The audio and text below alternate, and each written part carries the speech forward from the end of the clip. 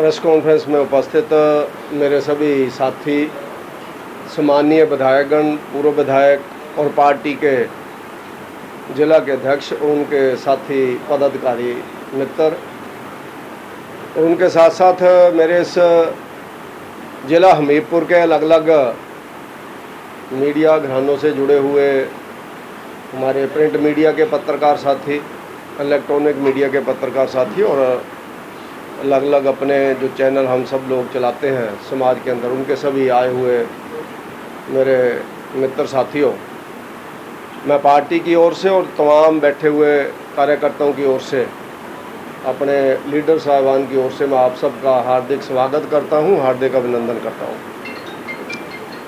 आप सब लोग जानते हैं, आज से 11 वर्ष पूर्व हिंदुस्तान के अंदर हिंदुस्तान की जनता ने माननीय नरेंद्र मोदी जी और भारतीय जनता पार्टी और उनके अलायंस के ऊपर विश्वास करते हुए 30 सालों के बाद एक बहुत बड़ा अभूतपूर्व विश्वास 2014 में नरेंद्र मोदी जी के प्रति प्रकट किया था। 30 सालों के बाद गवर्नमेंट एक पार्टी की उस समय बनी थी, जिसमें हमने अलायंस को शामिल करके एनडीए के नाम से गवर्नमेंट चलानी शुरू की थी। नरेंद्र मोदी जी उसके प्रधानमंत्री बने। जिस समय मोदी जी प्रधानमंत्री बने, आप सब लोग जानते हैं, इस देश के अंदर उससे पूर्व में कांग्रेस पार्टी 10 साल सरदार मनमोहन सिंह जी के नेतृत्व में राज करके हटी थी। उन 10 सालों के अंदर किस तरह का शासन इस देश के अंदर रहा, उसको आप सब लोग भी जानते हैं और इस देश की जनता भी जानती है। किस तरह से उस समय देश के अंदर आंतरिक सुरक्षा की प्रॉब्लम थी, नक्सलवाद से लेकर के आतंकवाद तक। उस समय किस तरह से इस देश के अंदर गरीब पिस रहा था। गरीब के लिए कोई भी पॉलिसी नहीं बनती थी, जिसको हम लोग कह सकते हैं पॉलिसी पैरालिसिस उस समय हुआ था। एक तरह का सरकार की कार्य पद्धति को लकवा मार गया था, ऐसा हम लोग बोल सकते हैं। कोई डिसीजन इस देश के अंदर होता नहीं था और आतंकवादी हम सब लोगों को और इस देश की जनता को बॉम्बे तक आकर के मारते थे। आतंकवादी पूरे देश के अंदर उस समय बम ब्लास्ट करते थे। हमारे लीडर्स बयान देते थे कि जो दोषी हैं हम उनको छोड़ेंगे नहीं, फिर अगली घटना होती थी, फिर वही बयान दोहराया जाता था। इस तरह सुन सुन के जनता परेशान हो गई थी।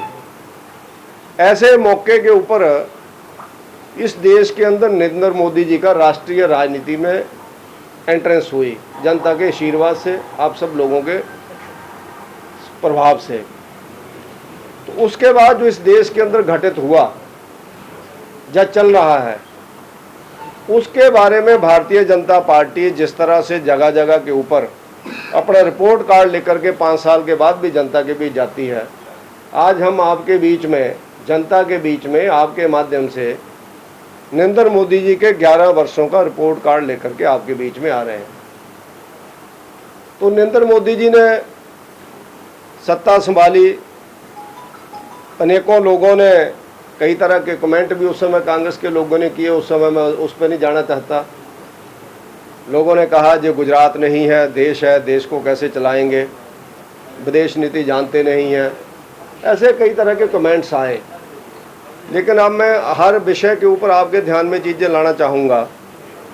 जो कांग्रेस लंबे समय से गांव और गरीब की बात करते हुए देश के अंदर शासन करती रही, गरीबी हटाओ के नारे देती रही, नरेंद्र मोदी जी ने इस 11 सालों के अंदर बताया कि गरीब की सेवा कैसे होती है। ये पहला हमारा एक विषय है, गरीबों की सेवा, वंचितों का सम्मान, ऐसा हम लोग बोल सकते हैं।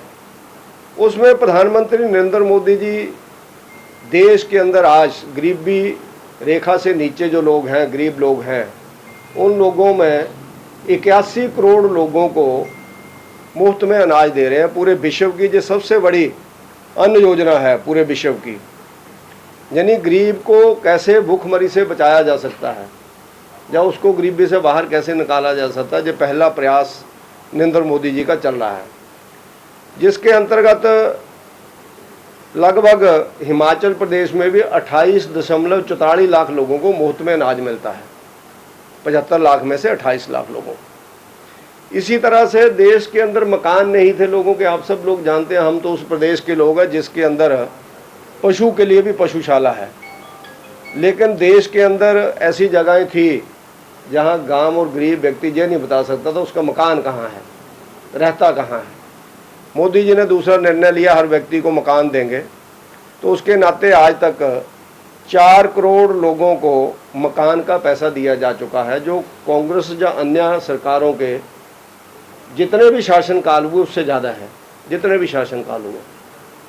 उसके साथ साथ पानी की समस्या, पीने वाला पानी लोगों को कैसे पहुँचे, तो पीने वाले पानी के लिए जल जीवन मिशन के अंतर्गत हिंदुस्तान के अंदर बहुत बड़ी एक योजना, लगभग 3 लाख करोड़ रुपए से ज़्यादा बजट, जिसका बजट सेशन जो हमारा हुआ था मोदी जी के दूसरे कार्यकाल का, उसमें रखी गई थी। तो उसके माध्यम से हिंदुस्तान के अंदर 100% घरों में हम लोग पानी देंगे, गवर्नमेंट के खर्चे से पाइप पहुंचाएंगे।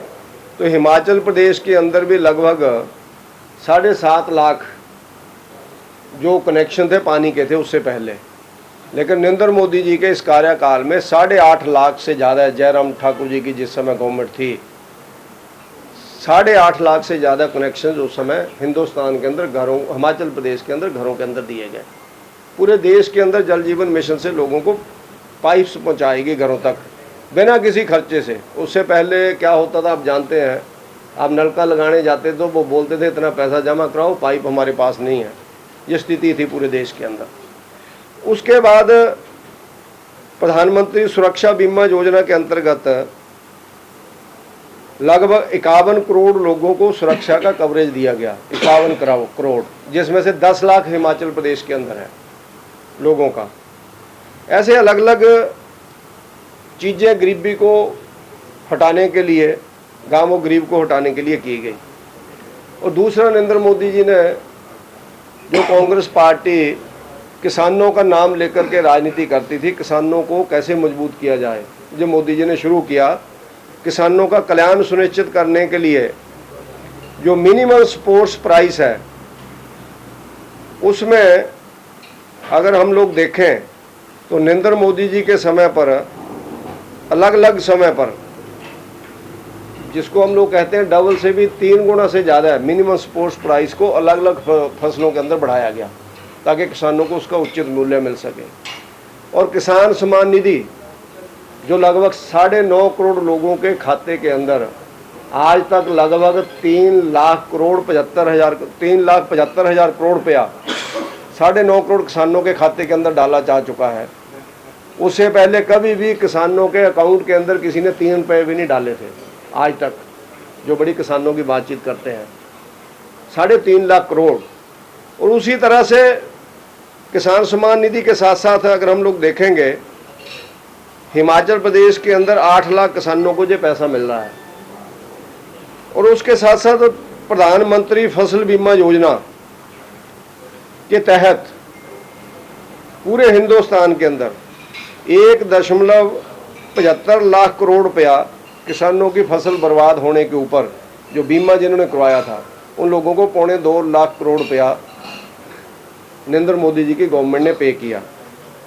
किसान क्रेडिट कार्ड लगभग 7 करोड़ लोगों को किसान क्रेडिट कार्ड के माध्यम से 10 लाख करोड़ की सहायता दी गई। आज तक किसानों को 10 लाख करोड़ प्रधानमंत्री किसान सम्मान निधि से अलग, प्रधानमंत्री जी के माध्यम से, जो किसान क्रेडिट कार्ड के माध्यम से, जिसमें से 4.36 लाख किसानों को हिमाचल प्रदेश के अंदर किसान क्रेडिट कार्ड दिए गए।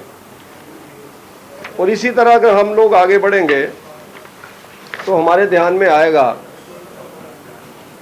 हेल्थ। हमारे देश के अंदर बहुत बड़ी एक समस्या थी जो आज भी बनी हुई है अनेकों जगह। अगर आप लोग देखेंगे आज भी आदमी बिना इलाज से कई बार अपनी जान गंवा देता है। नरेंद्र मोदी जी ने स्वास्थ्य सेवाओं को मजबूत करने के लिए इस देश के अंदर सस्ती सुलभ स्वास्थ्य सेवाएं मिले, तो आज हिंदुस्तान के अंदर विश्व की सबसे बड़ी आयुष्मान भारत योजना, जिसके माध्यम से 55 करोड़ लोगों को 5 लाख रुपए तक का मुफ्त का इलाज हिंदुस्तान के अलग अलग हॉस्पिटल्स के अंदर दिया जाता है, अलग अलग हॉस्पिटल के अंदर।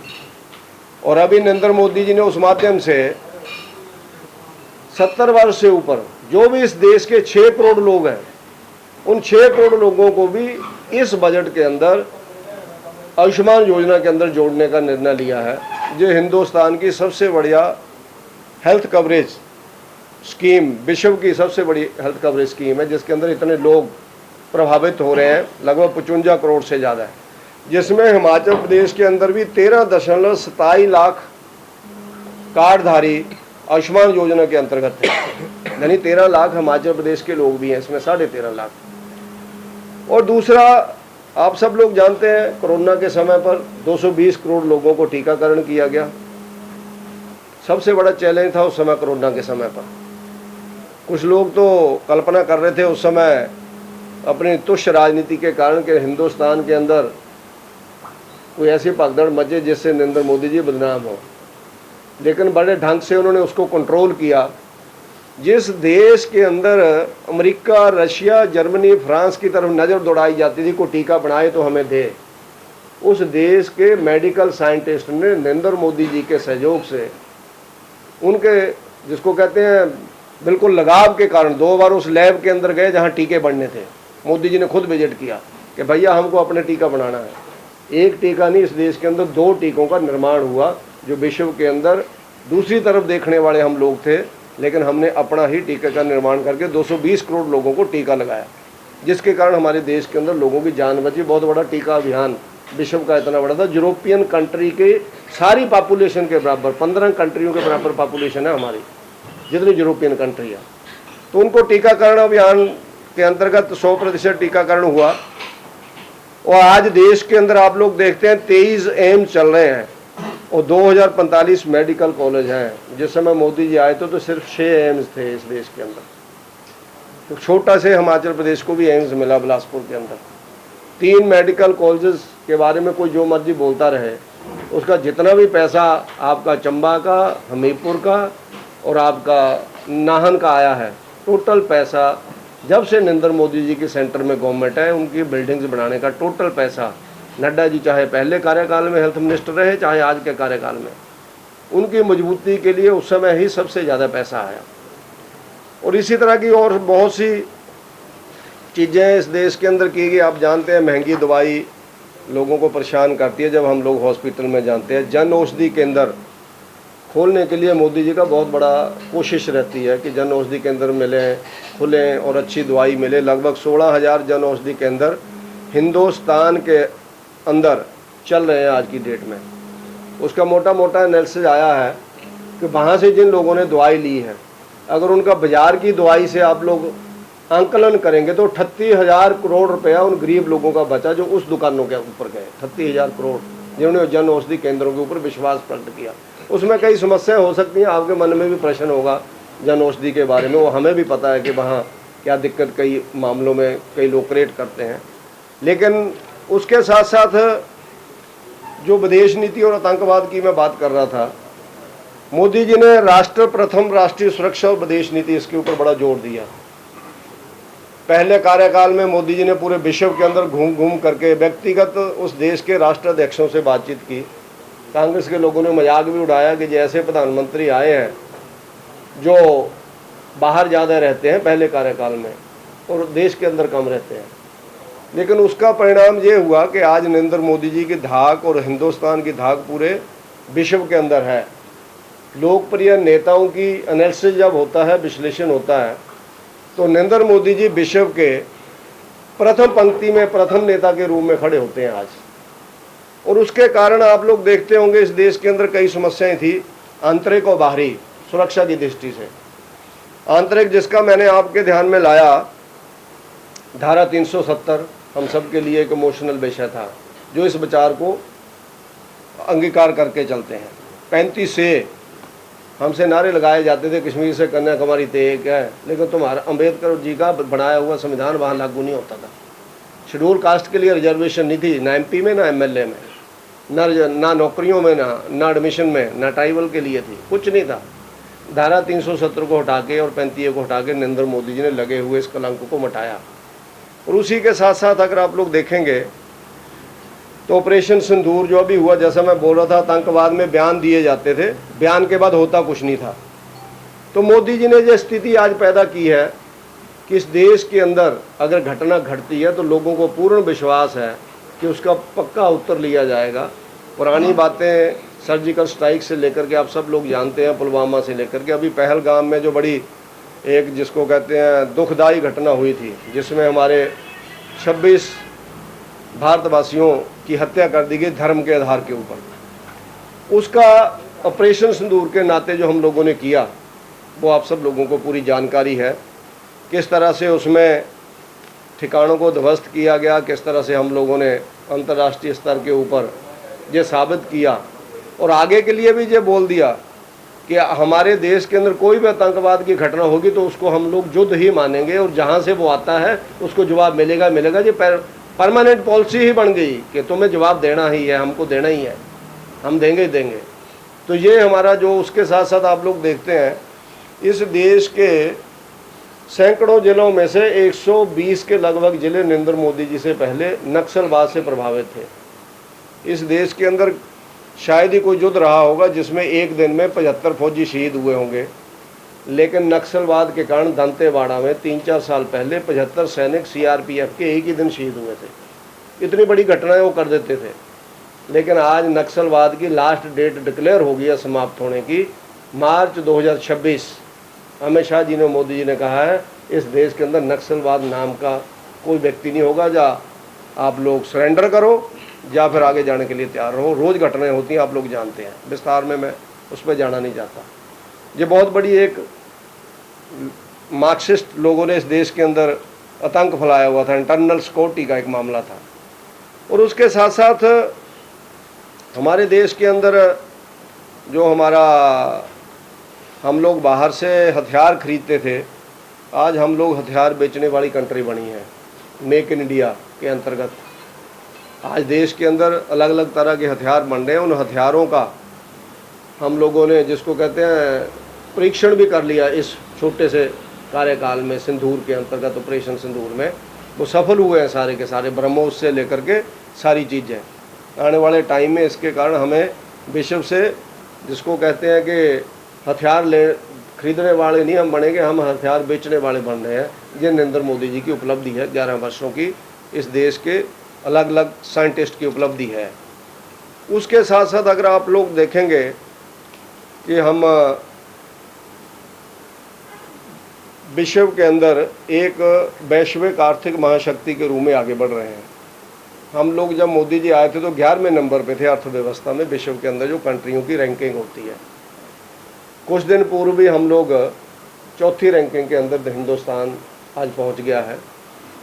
हमसे आगे जो कंट्रियां हैं, हम मान करके चलते हैं कि इस देश के अंदर इसी तरह का नीतियां चलती रही, इस देश के अंदर इस देश की जनता ने अगर लंबे समय तक भारतीय जनता पार्टी को इसी तरह से आशीर्वाद रखा तो वो दिन भी आएगा 2047 जिसका टारगेट मोदी जी ने रखा है कि हम विकसित राष्ट्र के रूप में पूरे विश्व में सीना तान करके खड़े होंगे। विकासशील नहीं, विकसित राष्ट्र के रूप में हमें लोग मानेंगे। तो 2047 तक जो हम लोगों ने ड्राफ्ट तैयार किया है, नरेंद्र मोदी जी ने तैयार किया है, उस समय जो प्रधानमंत्री होगा, इसी तरह पॉलिसी अगर चलती रही तो हम लोग एक अमीर राष्ट्र के रूप में आगे बढ़ेंगे। और उस तरह से आप लोग देखते हैं कि अलग अलग योजनाएं नरेंद्र मोदी जी ने पूरे हिंदुस्तान के अंदर चलाई है। मेक इन इंडिया का बहुत बड़ा प्रभाव हिंदुस्तान के अंदर चल रहा है। और ऐसे ही जो हम लोग देखते हैं नारी शक्ति के लिए हम सब लोगों ने अलग अलग, आपने देखे होंगे रूप मोदी जी के गवर्नमेंट के बाद। महिलाएं, बहनें हमारी किसी भी फील्ड में हैं, साइंटिस्ट हैं, चाहे अंतरिक्ष में जा रहे हैं, चाहे 26 जनवरी की परेड है, चाहे अभी अभी जो हमारा ऑपरेशन सिंदूर था उसमें 2 बहनों ने, जो उसमें ब्रीफिंग थी सारी मिलिट्री के काम की, वो हमारे देश की 2 बहनों ने टीवी के सामने आकर के उस ब्रीफिंग को दिया, जिससे महिलाओं के अंदर, जिसको कहते हैं level of confidence, Narendra Modi ji के आने के बाद नारी शक्ति के सम्मान के लिए अलग अलग योजनाएं नरेंद्र मोदी जी ने इस देश के अंदर शुरू की, जिसका उदाहरण हम लोग, जैसा मैंने बताया, 26 जनवरी की परेड में भी देखते हैं। प्रधानमंत्री मातृ वंदना योजना के अंतर्गत भी हम लोग देखते हैं, और मातृ अवकाश को 12 हफ्ते से बढ़ा करके 26 सप्ताह का जो किया मैटर्निटी लीव, उसमें हम लोग देखते हैं। इसी तरह से महिलाओं को मजबूत करने के लिए आज आप लोग देख रहे हैं, हम लोग एमएलए हैं बैठे हुए, कुछ एक्स एमएलए हैं। आने वाले टाइम में आपको वर्तमान महिला एमएलए या पूर्व महिला एमएलए आपको मिलेंगी जहाँ 33% जो नरेंद्र मोदी जी ने किया। महिलाओं को 33% आरक्षण विधानसभाओं और लोकसभा के अंदर जो नरेंद्र मोदी जी लेकर के आए, जो लंबे समय से डिमांड थी। इसी तरह से हिंदुस्तान के अंदर हमारी जो मुस्लिम महिलाएं हैं, आप लोग जानते हैं 21वीं शताब्दी चल रही है, पशु को भी कोई छोड़ दे तब भी आदमी नाराज होता है, जाता है कहाँ छोड़ दिया, हम लोग बोलते हैं समय समय पे।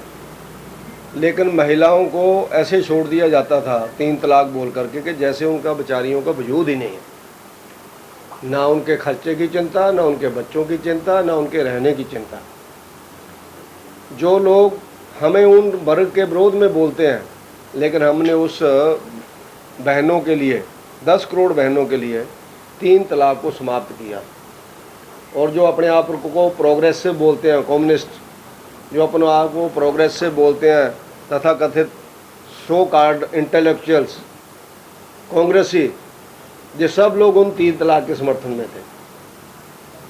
लेकिन हमने उसको भी हटा करके उन महिलाओं को न्याय प्रदान किया, पाषाण युग से निकाल करके उनको आधुनिक युग में जीना चाहिए, ऐसा हम, वो भी हमारी बहनों की तरह ही है, हमारी बहनें हैं।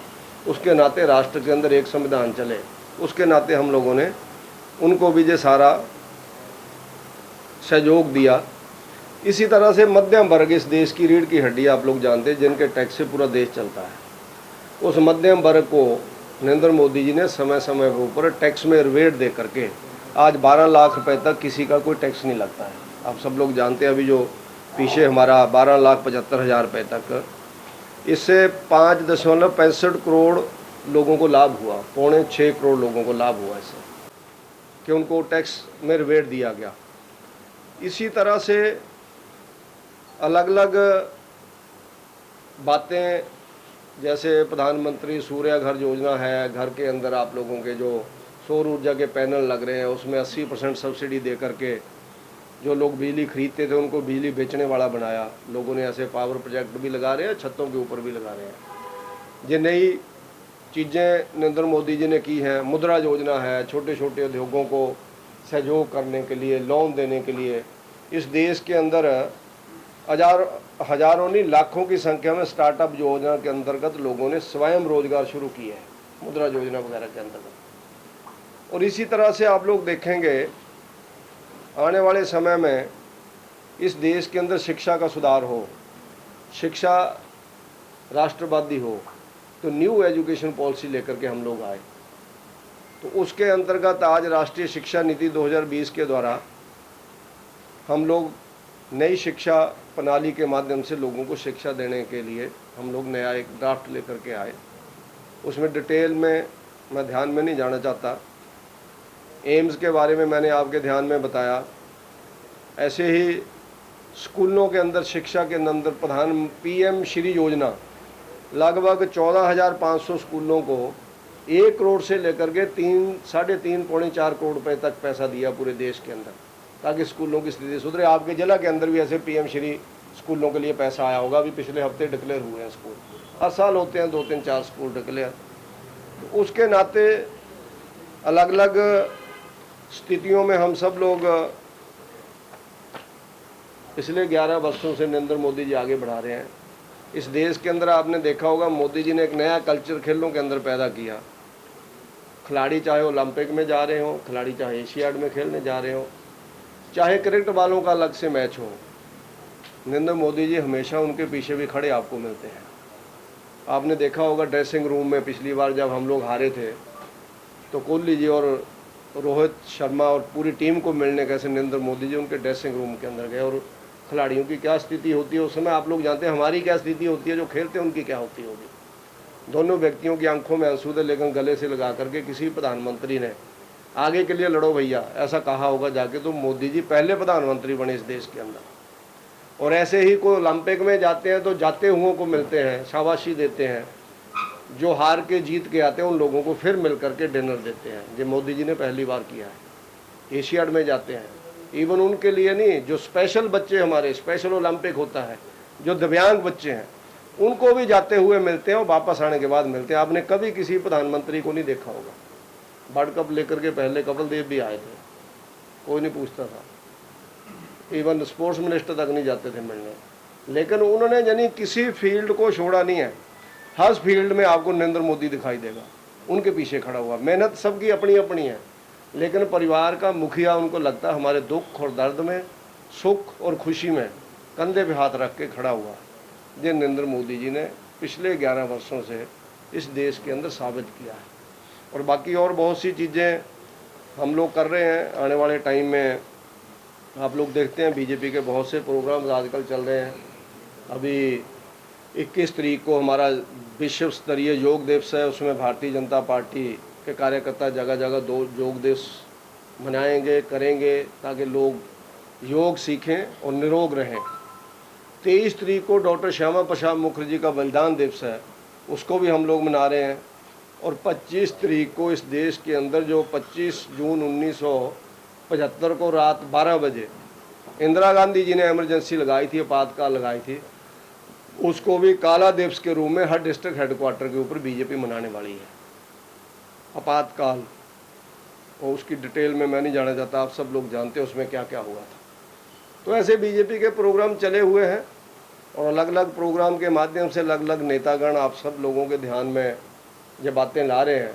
तो हम अपना रिपोर्ट कार्ड लेकर के, जो पहली पार्टी है जो 11 साल के बाद हर साल रिपोर्ट कार्ड तो लाते हैं, 11 साल के बाद खुद जवाबदेही तय कर रही है कि हमारे प्रधानमंत्री ने ये किया, हमारी गवर्नमेंट्स ने ये किया है। अभी हमारे 4 साल है इलेक्शन के, उस कांग्रेसी बोल सकते हैं कि जी इन्होंने तो अभी प्रचार शुरू कर दिया 2029 का।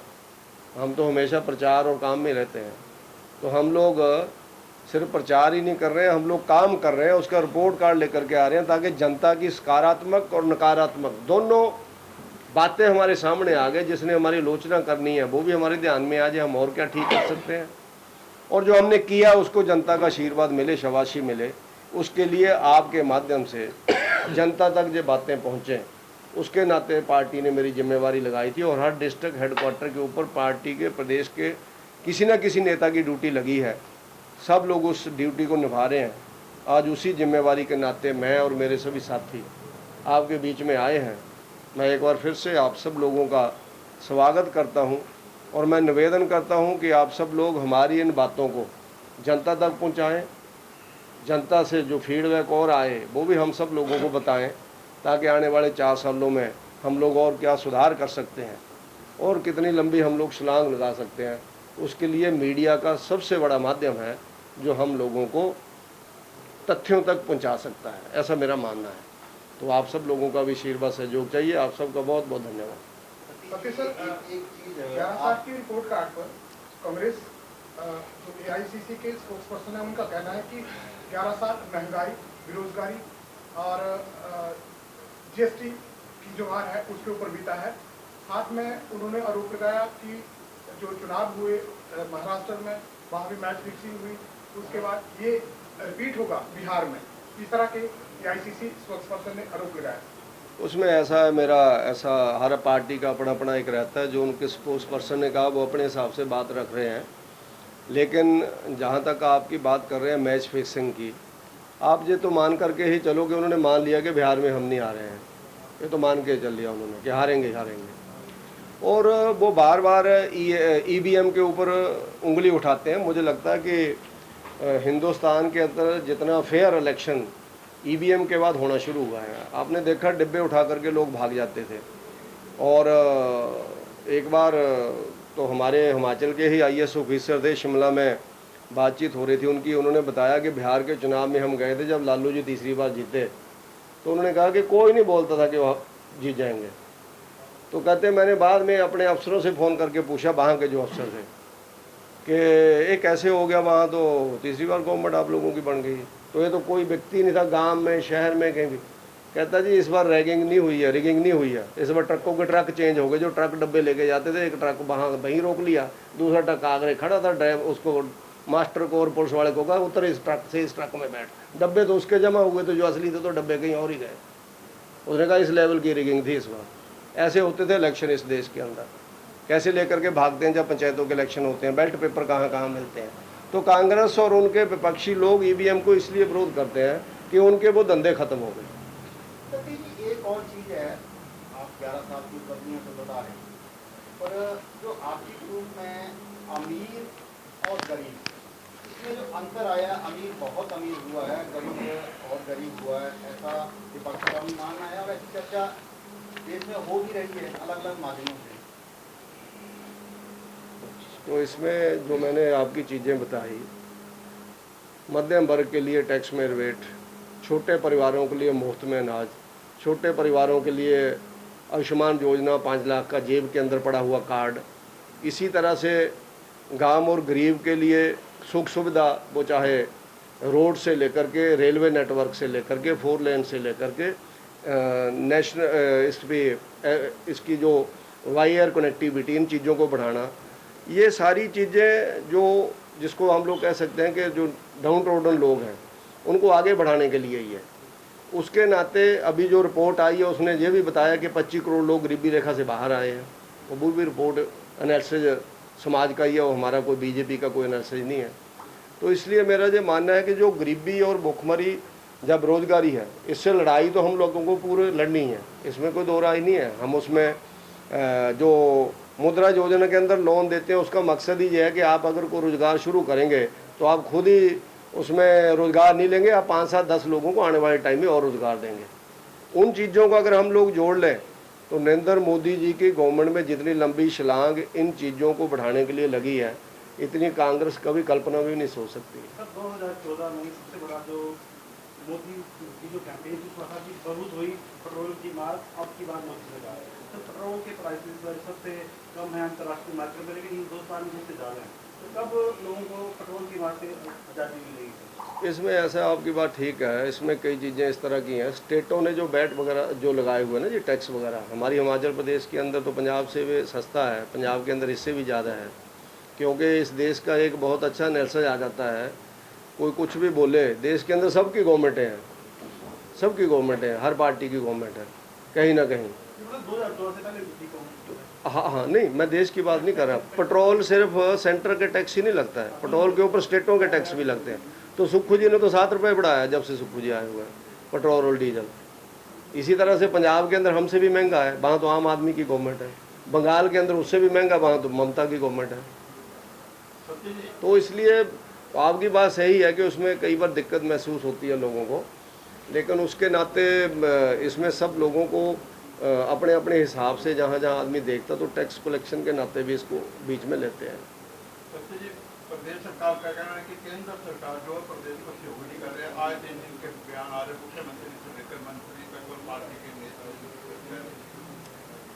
उसमें मेरा ऐसा मानना है, जब से सुखविंदर सिंह सुक्खू जी की गवर्नमेंट आई है, हिमाचल प्रदेश के अंदर भ्रष्टाचार के सिवाय कोई काम नहीं है, भ्रष्टाचार के सिवाय। तो उसके नाते उन सब अपनी बातों को छुपाने के लिए ये सारे लोग केंद्र सरकार के ऊपर दोषारोपण करते हैं। केंद्र का जो हिस्सा है वो हर स्टेट को बराबर मिल रहा है, उसका एक रेशो तय होती है कि क्या मिलना क्या नहीं मिलना है। और दूसरा विषय ये है कि इस देश के प्रदेश के अंदर 1 लाख मकान कभी भी नहीं मिले होंगे गरीब आदमी के लिए। इस प्रदेश के अंदर 4 लेन रोड के ऊपर लगभग 45,000 करोड़ रुपया नरेंद्र मोदी जी के टाइम से जो लगना शुरू हुआ आज तक लग चुका है। इस प्रदेश के अंदर जितनी अन्य स्कीम्स, वो चाहे टूरिज्म में है, चाहे नेशनल हाईवे में है, चाहे आप लोगों की अन्य जितनी भी स्कीम, अगर आप उनका एनालिसिस करेंगे तो ये सिर्फ नरेंद्र मोदी जी के ऊपर बात थोप करके, बीजेपी के ऊपर बात थोप करके अपना पीछा छुड़ाना चाहते हैं। मिसमैनेजमेंट है इस गवर्नमेंट के अंदर, मिसमैनेजमेंट। अगर आप लोग देखेंगे करप्शन बड़े हाई लेवल का है। हिमाचल में बदलियों पे करप्शन नहीं हमने सुना था, कभी बदलियों पे पैसा नहीं लिखा था हमने लोगों का, लेकिन वो पहली बार सुन रहे हैं हम। जो दुर्भाग्यपूर्ण स्थिति है हिमाचल प्रदेश के अंदर ट्रांसफर। महिलाओं पे कहीं आपने कहते संरक्षण की बात की, तो ये कब से सर इसको इम्प्लीमेंट करेंगे? क्या जो विधानसभा चुनाव अगले आएंगे उसमें शुरू होगा? नहीं, ये तो नेशनल लेवल पे होगा जी। इसमें क्या होना है, अभी तक आप लोग जानते हैं कि इस देश के अंदर, चलो ये लिखने का विषय नहीं है, आप लोग इसमें कर सकते हैं। जहाँ तक हमें है कि अभी जो आपका जनगणना होगी, जनगणना के बाद जो डिलिमिटेशन कमीशन 30 साल बैठता है, बाद बैठता है, वो MP की सीट्स और MLA की सीट्स ऐसा इंक्रीज होने की बात चलती है। तो उसके बाद उसी के साथ फिर रिजर्वेशन का विषय बीच में जुड़ेगा और उसके बाद फिर जा करके रिजर्वेशन लागू होगा, जो मुझे लगता है, जो मेरा अपना मत है। बाकी आगे क्या है, मोदी जी तो कहते हैं कि मोदी जी है तो मुमकिन है, तो कभी भी कुछ भी कर देंगे। आपने प्रेस वार्ता की सर, कांग्रेस का सबसे बड़ा आरोप है कि प्रधानमंत्री नरेंद्र मोदी के ऊपर कभी वो प्रेस वार्ता नहीं करते, कई स्ट्रेटजी के लिए यही कर रहे हैं कि कभी हम देखेंगे मोदी जी प्रेस के ऐसा प्रश्न देने वाले तो मोदी जी प्रश्न नहीं होता। मोदी जी कभी आएंगे, उनसे पूछ लेना चाहिए। ये तो मोदी जी का प्रश्न है, मोदी जी उत्तर दे सकते हैं। कभी बुला लेंगे उनको, हम पहले बोल देंगे सर इसका उत्तर मांगते हैं, हम साथ हुए तो। कांग्रेस वाले जिसमें हर बार यही प्रश्न पूछते हैं कि मोदी जी खुद प्रेस अच्छा लग रहा है आपसे क्वेश्चन ले रहे हैं। नहीं, मोदी जी का हर आदमी का ना जी एक अपना अपना होता है। मोदी जी बोलते हैं, आप देखते हैं कई बार आपके बड़े जो अदारे हैं उसमें इनक्लेव होते हैं, तो मोदी जी 2-2 घंटे बैठते हैं उसमें, हर बात का उत्तर देते हैं। तो उसके नाते ठीक है आपकी बात। सर एक चीज़, अस्पतालों में दवाइयों की बहुत कमी है हिमाचल में, क्या भाजपा की नॉलेज में है ये चीज़? मुझे जानकारी है, हमारे हॉस्पिटल में भी लोग बोलते हैं कि बाहर से दवाइयाँ लग रही हैं और आपके जो मेडिकल कॉलेज हैं दवाइयों के बिना चल रहे हैं, ऐसा मीडिया के माध्यम से आ रहा है। हमीरपुर में भी दवाइयाँ नहीं मिल रही हैं, ऐसा मुझे जानकारी मिली है कि हमीरपुर के मेडिकल कॉलेज की भी बड़ी बुरी हालत है और डिस्ट्रिक्ट हॉस्पिटल की भी हालत है ख़राब है कि लोगों को दवाइयाँ मिलती नहीं है और लोग बाहर से दवाइयों की प्रॉब्लम ये हो गई है कि हॉस्पिटलों में भी दलाल बैठ गए हैं आकर के, चुन चुन के लगाए जा रहे हैं दलाल, कहाँ कहाँ लगाना है ऐसे करके। तो अब उनकी दवाइयाँ बकवाएं तो गवर्नमेंट की दवाइयाँ दें, अब वो तो एक ही काम कर सकते हैं ना जी सारा, तो उन्हीं की बकवा रहे हैं वो। नहीं, वो कैसे दलाल जी, मतलब जो भी आपके सिविल सप्लाई की दुकान है ना जी, उसमें बड़े खास बंदे हैं बैठे हुए आजकल। तो वो तो पहले की अभी नहीं हाँ, तो, नहीं सब चेंज किया है इन्होंने जगह जगह। आप पूरी लिस्ट लो और अभी की लिस्ट लो, तो आप लोग पुराना उसका देखना। क्यों उठाते हैं? नहीं बोलते हैं हम लोग, अब उसके नाते कितना असर होता है, जो गवर्नमेंट ऐसी है इस पर असर भी नहीं होता है। मस्त मस्त मस्त गवर्नमेंट है। ठीक है जी, धन्यवाद।